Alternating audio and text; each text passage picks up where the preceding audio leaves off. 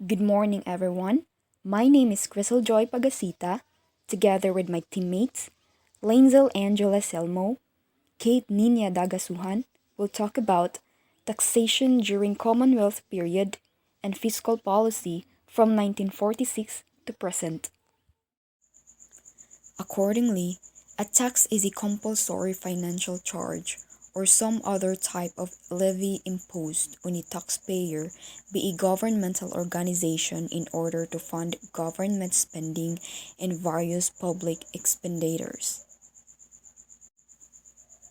Taxes are mandatory contributions levied on individuals or corporations by a government entity, whether local, regional, or national. Taxes is a government mechanism to raise funds, developed and evolved. Taxation during the Commonwealth period. New measures and legislation were introduced to make the taxation system appear more equitable during the Commonwealth. Income tax rates were increased in 1936, adding a surtax rate on individual net incomes in excess of 10,000 pesos. Income tax rates of corporations were also increased. In 1937, the cedula tax was abolished, which appeared to be a progressive move. But in 1940, a residence tax was imposed on every citizen's age 18 years old and on every corporation. In 1939, the Commonwealth government drafted the National Internal Revenue Code introducing major changes in the new tax system as follows. 1.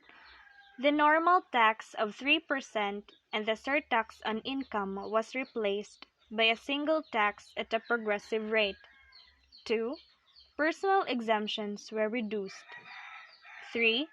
Corporation income tax was slightly increased by introducing taxes on inherited estates of gifts donated in the name of a dead person. 4.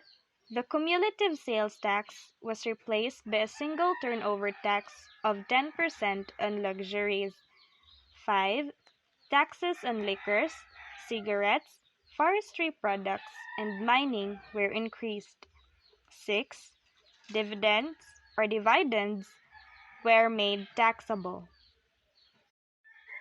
This taxation still caused disproportionate share of the tax burden.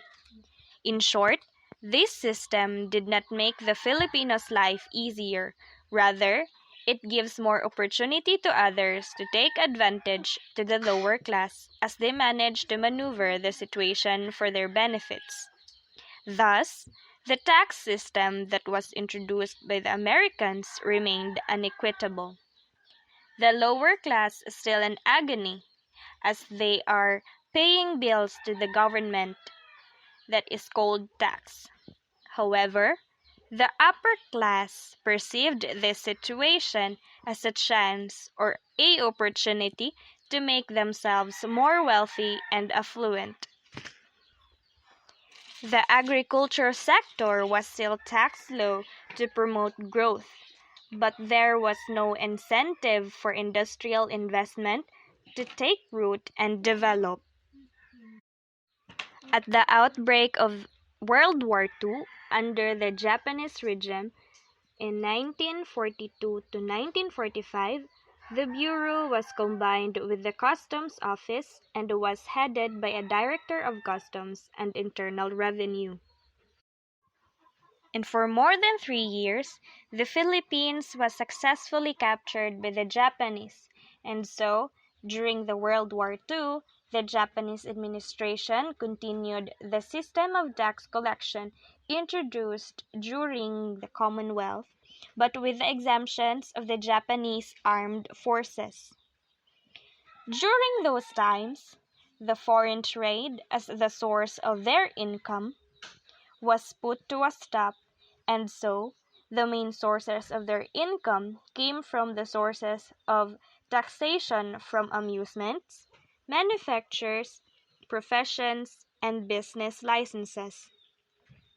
And as the war raged, the tax collection was a difficult task, and additional incomes of the government were derived from the sales of the national sweepstakes and sales of government bonds. The expenditures of the Japanese military government grew greatly, and so they issued military notes in order to cover the cost of the war.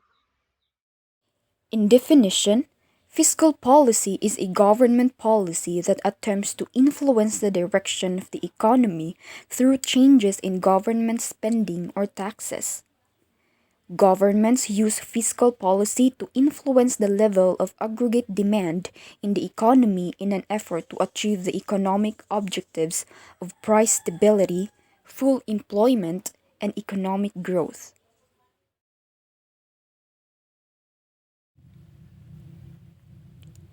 Now, the impact of the war on the Philippine economy was effectively disparate, as Manila, the capital, was razed to the ground while the rest of the Philippines was relatively untouched. But the highly agriculture based economy was disrupted. The United States may have declared the Philippines independent, but as the country needed rehabilitation funds from the United States, the dependency of the Philippines to the Americans was an opportunity to be taken advantage of by the former colonial administrators. The economic situation was so problematic that by 1949 there was a severe lack of funds in many aspects of governance, such as the military and education sectors. No efforts were made to improve tax collection, and the United States advised the adoption of direct taxation. The administration of President Manuel Rojas declined the proposal because it did not want to alienate its allies in Congress.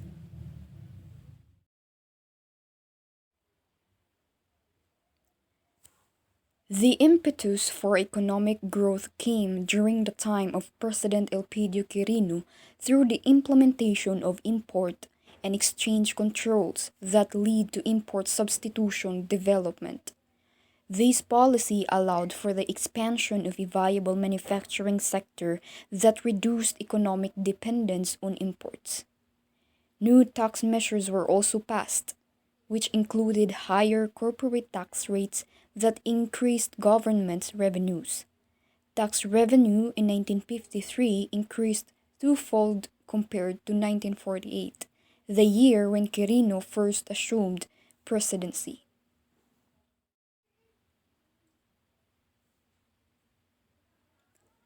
As Corazon Aquino took the helm of the government after the EDSA revolution, she reformed the tax system through the 1986 Tax Reform Program.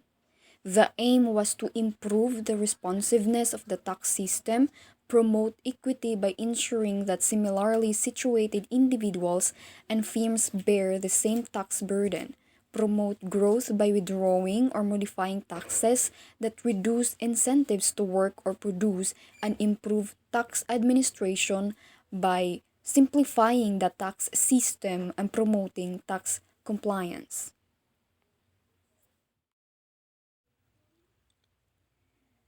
A major reform in the tax system introduced under the term of Aquino was the introduction of the value added tax or VAT with the following features.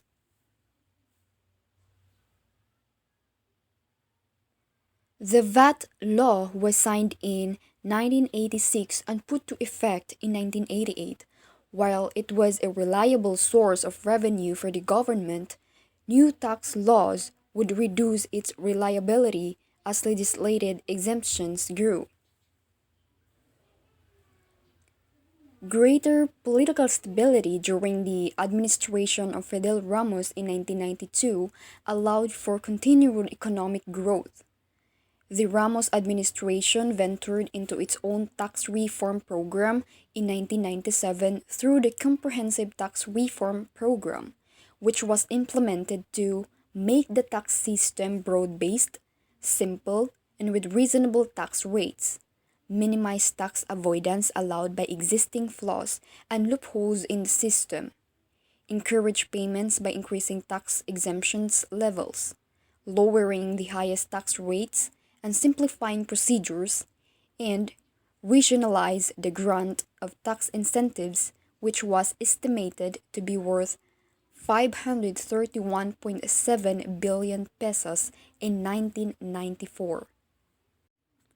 The VAT base was also broadened in 1997 to include services through Republic Act 7716. Thank you for listening.